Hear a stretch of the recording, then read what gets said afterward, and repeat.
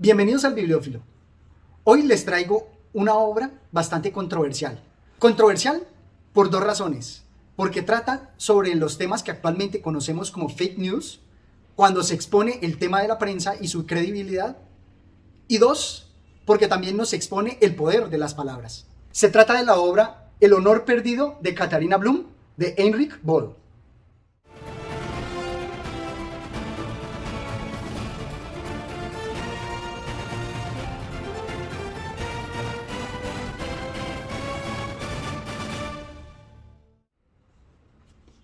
Me gusta mucho esta obra porque pone en tela de juicio lo que viene siendo la libertad de la prensa. Es un tema bastante espinoso porque así como hay algunos que utilizan su derecho y su libertad de forma responsable, también hay quienes se aprovechan de ese derecho para abusar del poder y dañar a las personas. Este es el caso que se nos presenta acá. Y resalto este aspecto porque precisamente él no se preocupa por la verosimilitud de la obra. Antes, desde el principio, nos presenta las posibles coincidencias y más aún critica que esa coincidencia se ve remarcada en la realidad, en la edición de un periódico. Y precisamente con su carácter periodístico o más bien judicial, él también nos presenta un narrador omnisciente, pero demasiado cercano, como un testigo que nos está contando la historia, todo lo cual aumenta la credibilidad de lo que narra. También aprovecho para destacar los capítulos que él profundiza, en los cuales diferencia lo que es la labor periodística, donde se nos presentan los hechos, frente a esta narración en donde la estructura a veces le requiere hacer saltos y utilizar pues la metáfora que él hizo, en donde con el ánimo de interesar al lector va haciendo saltos en el tiempo para relatar o profundizar sobre algunos hechos. Ante esto, la obra logra desentrañar todos los misterios y las investigaciones policiales, generando y manteniendo en todo momento el interés sobre la trama. ¿De qué trata la obra? Pues básicamente es lo que le sucede a Katharina Blum. Ella conoce a una persona, se enamora y se ve envuelta en un nudo y en unos dilemas porque la policía, con el fin de atrapar a la persona de la que ella se enamoró, va a tenderle trampas, va a espiarla y asimismo la prensa, aprovechando esa figura pública que se está convirtiendo Katharina Blum por su relación con con el delincuente buscado, pues van a inventar noticias, la van a perseguir y al modo de los paparazzis la van a obligar casi que a cometer el crimen. Y por tanto se va a hacer la investigación y posteriormente se le va a prender. Esto es lo que nos presenta la obra, un argumento bastante sencillo e inclusive me atrevería a decir que un argumento bastante actual, todo lo cual podría decirse que sucede en la actualidad. La persecución por parte de la prensa es un acoso que no tiene límites. En primera instancia quisiera destacar que las obras que he leído de Heinrich Böll siempre nos presentan un humor bastante ácido, un humor negro que da justo en la llaga. Veamos por ejemplo esta parte. No deseamos entrar en pormenores sangrientos y nos limitamos a considerar las diferencias de nivel necesarias. Por eso remitimos al lector a la televisión y a las películas del género. Si aquí ha de fluir algo, no será sangre. Me gusta mucho porque precisamente hablando de un crimen, él resalta que ya se ha narrado mucha sangre y por eso él se abstiene de presentarnos aún más. Una crítica que también se le hizo a Arriaga en Salvar el Fuego, y que aquí se ve respaldada por un premio Nobel.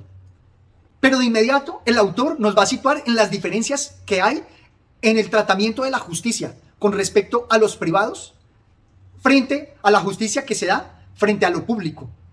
Veamos este pasaje donde se redondea. La reacción del periódico, después de conocerse los asesinatos de sus reporteros, fue bastante extraña y dio lugar a una excitación anormal.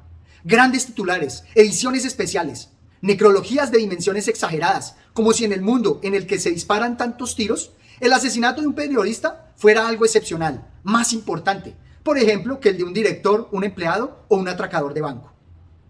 Conviene subrayar la desmedida atención de la prensa porque no solo el periódico, sino también otros periódicos trataron aquellos crímenes como algo particularmente grave, horrible y casi solemne. Me gusta mucho porque esto representa lo que es en la actualidad el tratamiento de la justicia que se da de forma diferenciada frente a una personalidad del común comparado con un crimen hacia una figura pública. En este caso, a los reporteros. Entonces se le da máximo cubrimiento y se les va a tratar de forma especial. Esto porque, como bien lo menciona el autor en su obra, el cuarto poder, el poder de la prensa, es un poder que no debemos dejar de observar. Es un poder que hay que respetar, pero también al cual debe exigírsele, porque hay muchos políticos y muchas figuras que utilizan ese poder a su antojo, no con responsabilidad, no con la responsabilidad que debieran. Y ya de entrada vamos a ver que la persecución, como lo que le sucedió a Lady Di por parte de los periodistas, es nada comparado al poder que tendrían para destrozar el honor de una persona. Y por eso veo que este tema es tan actual, porque en la actualidad, cuando se diseminan las falsas noticias por internet y sin conciencia, se está haciendo eso, se está atentando contra el honor de otras personas. Así no nos demos cuenta o así nos querramos cubrir con las estadísticas, así nos querramos disculpar en la difusión de las masas, porque nosotros al hacer solamente un retweet o un forward, a enviarlo posteriormente, nos podemos excusar y de alguna manera tener nuestra conciencia tranquila en que no fuimos nosotros quien creamos la noticia, pero sí debemos tener mucho cuidado en cómo la diseminamos. Deberíamos no ser agentes de esa destrucción, no diseminar mentiras. Veámoslo acá, por ejemplo. Destrozarán a la chica. Si no lo hace la policía, lo conseguirá el periódico. Y cuando el periódico pierda el interés por ella, ya se encargará la gente de continuar. Por favor, lee primero esto y luego lo de los visitantes masculinos. El doctor Blorna leyó. El periódico, siempre preocupado por informarles ampliamente, ha logrado reunir más declaraciones que arrojan luz sobre el carácter de la Bloom y su turbio pasado. Como les decía, en este argumento ya está puesta toda la crítica a la sociedad y a la prensa. Este libro es un ataque frontal hacia aquellos inconscientes que utilizan el cuarto poder a su antojo. ¿Cuánto honor no destruyen solamente por vender más periódicos o solamente por diseminar sus ideas sin respetar la de otros? Todo lo cual se ve ampliamente utilizado en los medios de internet, que de manera inconsciente y a veces de manera deliberada utilizan los medios de comunicación para convencer a la gente, convencerlas sin demostrarles que ellos tienen una particular afiliación, es decir, sin ser objetivos, lo cual me parece gravísimo, porque se trata de propaganda, se trata de engañar a la gente sin decirles las verdaderas intenciones que se tienen. Y luego, cuando ya usan a las personas, las desechan como basura. Me parece esto demasiado grave y por eso lo resalto, para que tengamos cuidado. Con toda la investigación a la que se somete a Katharina Bloom, se van a hacer una serie de persecuciones y dentro de esas persecuciones van a salir a flote todos los prejuicios que existen en la sociedad. Por ejemplo, contra el prejuicio que existe contra la izquierda o el pensamiento divergente. Dentro de la persecución, aquí se ve expuesto. Dice la prensa así. ¿Qué papel desempeñaron la mujer que en otro tiempo fue conocida como Trude la Roja y su marido, quien en ocasiones ha declarado ser de izquierdas?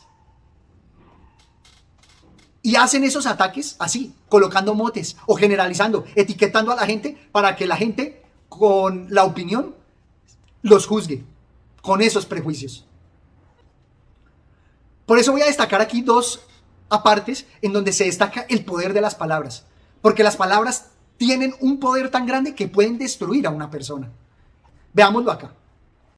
Lo cierto es que Todges aseguró, no se puede decir reconoció, ya que la realidad de su visita es indemostrable, haber entrevistado a María Bloom, y Katharina se enteró de esta afirmación. Me gusta mucho porque el autor pone entre paréntesis esta aclaración y también en cursiva la parte de aseguró. Porque muchas veces en la prensa vemos que se utilizan estas palabras sin conocer todo el efecto que tienen. Es diferente algo demostrado a nivel judicial a algo sencillamente dicho y dado al vuelo, una calumnia que no se puede tomar por cierta, porque no está sustentada en nada. Pero aún así en los noticieros se expanden noticias y se acusan a la gente de forma irresponsable. O por ejemplo, esta parte en donde se destaca que el concepto o los eufemismos son bastante delicados, son bastante importantes. Cuando los caballeros opinaron que ese detalle carecía de importancia y que Catarina tendría la culpa si el interrogatorio duraba más de lo corriente, ella dijo que no firmaría ninguna declaración en la que figurase la palabra caricia en lugar de impertinencia. La distinción entre uno y otro concepto la consideraba en extremo importante y hasta decisiva, pues uno de los motivos que la indujeron a separarse de su marido estaba relacionado con la circunstancia de que él nunca se había mostrado cariñoso y siempre, en cambio, impertinente. Me parece que los eufemismos están diseñados para disminuir la gravedad de un hecho, como lo que conocemos en Colombia como falsos positivos, que es el eufemismo para las ejecuciones extrajudiciales. Algo así tan grave, con un eufemismo se vuelve más manejable, se le quita importancia. Y ella lo presenta aquí, porque esas impertinencias son casi abusos que están tan en boga hoy en la actualidad, con el movimiento de Me Too, o los abusos, como lo veíamos, que se podrían representar en las obras de Jacinto Benavente. Pero entonces, cuando se quiere ocultar un hecho, con la prensa, se buscan otras noticias que lo opaquen, o cuando no se pueden opacar de esa forma con otras distracciones como partidos de fútbol, se buscan esos eufemismos, que lo que hacen es disminuir la gravedad del hecho. Y esto también me lleva a otro punto importante, y es que me parece muy acertada la elección del personaje, teniendo que ser una mujer, para mostrar todo el hecho que se da sobre el daño al honor que se le da a esta mujer. Porque si fuera un hombre, de pronto el daño no sería de mayor magnitud. No digo que se pueda presentar, también a los hombres les dañan su honor. Pero aquí, al representar a una mujer, el daño se ve mucho más grande, mucho mejor explicado. Y como les decía, luego viene la parte donde nos va a destacar la crítica al derecho de prensa. En este punto de la declaración, también a la señora Wolstenheim le hicieron saber que no era asunto de la policía o del fiscal perseguir ciertas formas, desde luego condenables, del periodismo. No se debía atentar contra la libertad de prensa, pero podía estar segura de que una denuncia privada se resolvería con justicia y que se presentaría una acusación contra quien fuera responsable de obtener informaciones ilegales. Y es que bien, con la prensa se hace el daño, queda allí expuesto, pero ¿y luego qué? Esto me trae otro tema bastante peculiar para reflexionar, y es el poder de las instituciones. Porque aquí en el libro también se nos presenta. El periódico sigue vendiendo sus periódicos, sigue vendiendo sus noticias. El reportero es asesinado por su mal periodismo y luego es reemplazado por otro que va a seguir las mismas prácticas. En pocas palabras, la institución va a seguir cometiendo los mismos abusos, va a seguir dañando el honor de otras personas y todo va a seguir como si nada. Me parece que esto es muy delicado. Así como las instituciones deben mantenerse con el fin de mantener íntegro el Estado de Derecho, también debe castigarse bien y evitarse que las instituciones institucionalicen el crimen. Ellas deben ser las primeras en evitar a toda costa sus excesos. Porque como bien lo dicen acá, después de cometido el crimen, después de haber dañado el honor de una persona, no se puede sencillamente salir a pedir una disculpa. Eso no va a ser suficiente. Esto me recuerda un abuso que sufrí por parte de DirecTV. Me reportó a las centrales de crédito como una medida coercitiva para que yo les pagara algo que no debía. Ellos utilizaron su poder para obligarme a pagar algo que no tenía que pagar. Y entonces expusieron mi nombre, dañaron mi buen nombre, porque saben que impunemente lo pueden hacer, y me colocaron en las listas de Datacrédito. Luego, cuando fue demostrado que ellos se habían equivocado, sencillamente dijeron disculpas. Y eso no me parece suficiente, porque el daño que hicieron a mi buen nombre no se compensa solamente con unas disculpas. Pero como la ley los protege, ellos así se lavaron las manos con solo esas disculpas y sin compensarme económicamente por el daño que sí me hicieron a nivel económico. Resalto esto porque también los animo a que no dejen que estas instituciones abusen de su buen nombre. Si se presenta esto, utilicen los mecanismos que en Colombia es la Superintendencia de Sociedades o la Superintendencia de Industria y Comercio para denunciarlos y que eliminen de alguna manera esas malas prácticas, porque ellos con una sencilla disculpa pretenden enmendar todo el daño que infringieron. Finalmente, quiero destacar aquí de los personajes importantes en la obra, y es el daño colateral que le hicieron al abogado y amigo de Catarina Blum, que al ayudarla se vio envuelto en la persecución periodística y en la persecución de la policía. Y finalmente destruyeron también su honor. Me parece que esta obra así logra envolver toda la tragedia, porque la tragedia no es particular, como lo hemos visto, no es de solo una persona, sino a la persona y su entorno. Y en este caso, el daño colateral llegó también a ese abogado. Llegó también a Hubert Blorna y su esposa. Esto es todo cuanto tenía por compartir con ustedes. Espero que se animen a leer esta obra que resulta demasiado interesante. Y me dejen sus comentarios. No olviden suscribirse al canal. Gracias.